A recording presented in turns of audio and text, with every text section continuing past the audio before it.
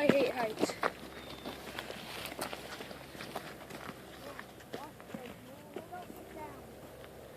Listen, you hear that song? It's a little teeny bird, about this big. It's a meadowlark. Little bird, great big song. Listen. Oh man, I'm so tired. My goodness. We are 2 days from the vernal equinox, and we're looking for the first signs of spring up here in the foothills. It's tiny. What'd you find? I don't know. You get down on your hands and knees here, you can find the first sprouts starting to come out. What we have right here may very well be one of the very first flowers to bloom of the spring in the Bear River Range. Go ahead and grab a sit pad and have a seat here on the hillside. So tomorrow is actually the vernal equinox, first day of spring. And what I'd like you to do on the left side of your paper, the red line that's going down the margin, to the left of that red line, we're going to make a word list today. Who's got a word that would describe this day? Jose? Sunny. Sunny. Okay. Other words? Remember, these are in that word list on the left side of the red line. Go ahead. Calm. Calm. Okay. Peaceful. Chilly. Chilly. Okay, you can feel that the air's got a little edge to it. What did we find down there walking up here? Flowers. Flowers. What's significant about those flowers? They're the first ones in spring. First flowers of the spring. So maybe write first flower. Okay. How did you feel coming up here? Was it easy or hard? Hard. Easy. Okay. Hard. Write whatever you want. It doesn't matter. Thought it was hard? How could you show hard though? Remember, good writers show instead of tell. So what could you write that would show that it was hard or that you were tired? What would you be doing if you were tired? Walking up a steep hill. Okay, walking up a steep hill. What do I see on your forehead right there trickling down? Sweat. Sweat. Okay, so you could write sweat down. Were any of you breathing hard? Yes. Deep breaths. You talked about sweat trickling down your brow or breathing hard as you go up the steep hill. Those are all things that would show hard and difficult, as opposed to just saying it was hard, it was difficult. Okay, other words. Remember I told you about the blind guy that came down the river with me? Clyde? What would he notice up here? Just like all the sounds. So what sounds do you hear? You can block out the airplane. The birds. Chirping. Birds? Okay. The wind. I heard some of you mimicking. There was a bird down there in the bottom of the canyon, mimicking that back. That's a mourning dove. So you can write mourning dove. And then we also, you saw some birds on the hillside. We saw deer tracks. You could write that down. There were robins. Do you remember that? On the ground.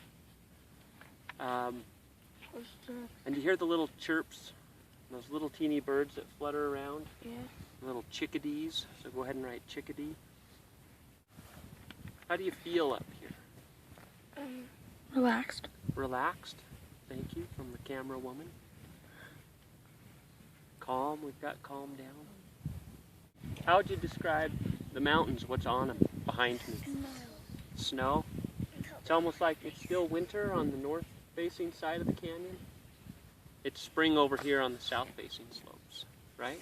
Yeah.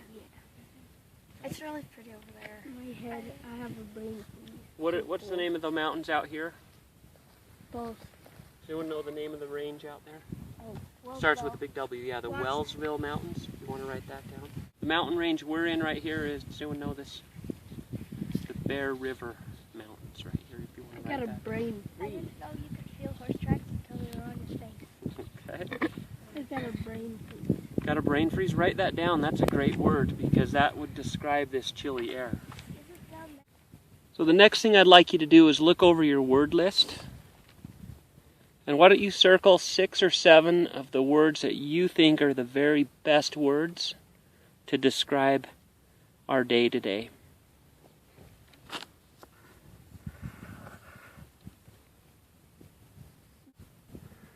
Now what I'd like you to do is take those words that you circled, and I'd like to have you use those words in your writing today. So go ahead and keep in mind that good writers show, they don't tell. So don't say, we went hiking, it was cold and fun, because that's boring, right?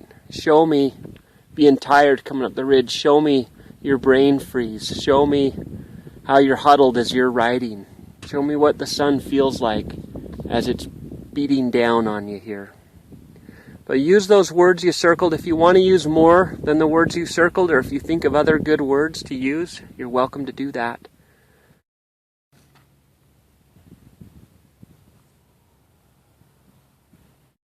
Another thing that I want you guys to remember is your journals are a safe zone. I'm not ever going to check your journals for spelling or punctuation or grammar.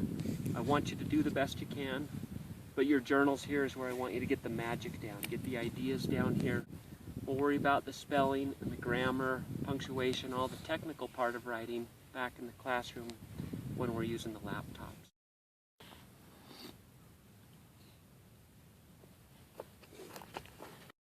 While my students are over there writing, I just wanted to add a couple of thoughts here. I emphasize over and over again the idea that their journals are a safe zone, like you just heard me talk about there.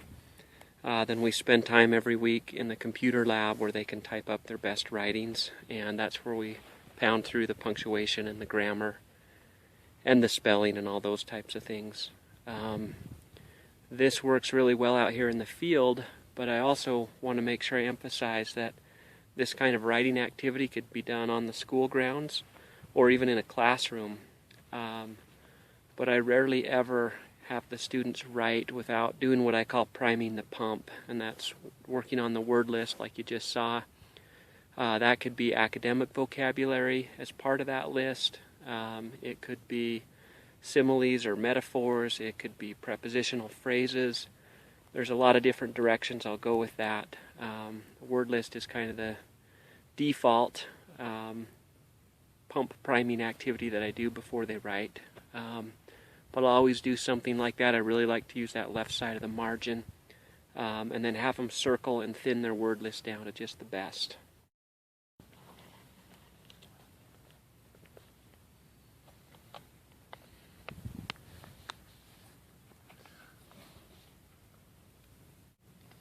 Today we went to the Bear River Mountains. It was sunny, and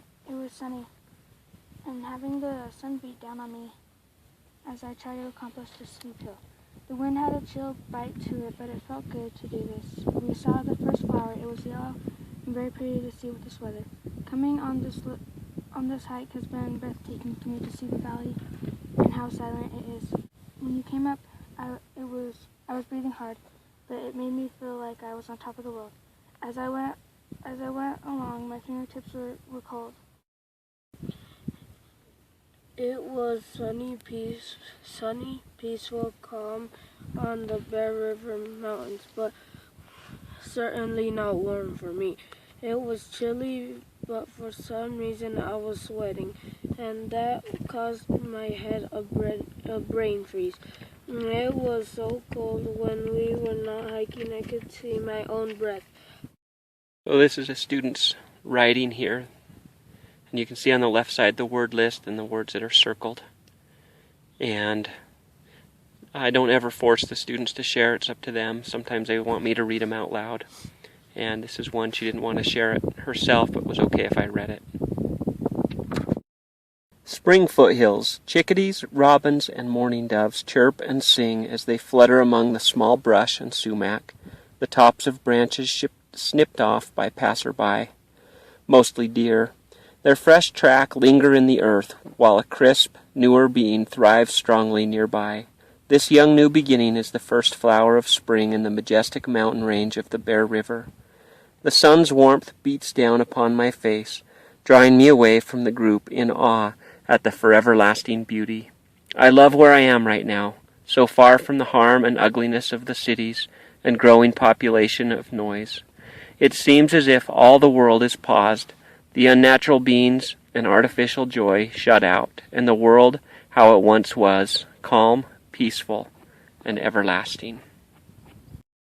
We hike up the winding trail, going left then right, then left again. The sunshine beats down around us, but somehow the air is still chilly. Some birds chirp from somewhere below us, singing their beautiful songs to one another, happy to be back home after a long vacation, but still missing the warm, sunny weather in Hawaii or wherever else they went. It seems like spring and winter have come together. One hill still has cold white snow, and the other has beautiful warm sun showering it with warm light.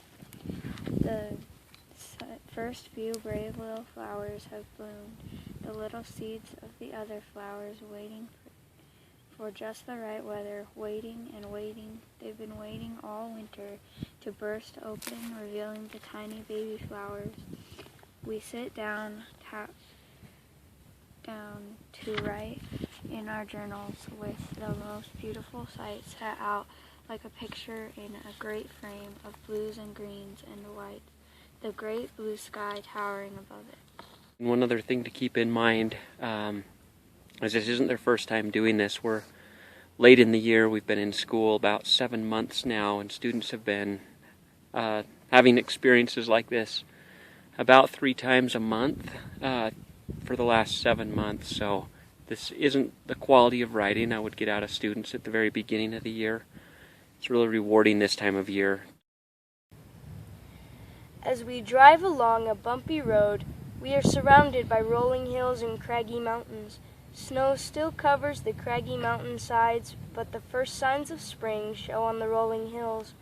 Under the dead, yellow, flattened grass left by winter emerges new blades of green grass.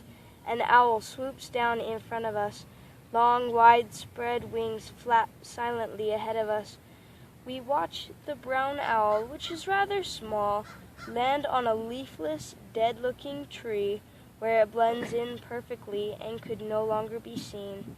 As we get out of the car and begin to hike across the rocky, slightly muddy trail, Mr. Newell shows us storkbills and parsleys, the smallest, the most insignificant, but also the bravest, the first of the flowers to rise for spring. The radiation hits us on top of a large hill, but it is not hot, because the south-blowing air current that brings the birds back gently brushes against our faces. I close my eyes so as to be able to visualize instead of see. I smell new grass and fresh earth. I listen closely and hear the spring songbirds singing to us from over the mountains, elated because they get the honor of being the first to announce spring to the world. Thanks for watching. See you next time.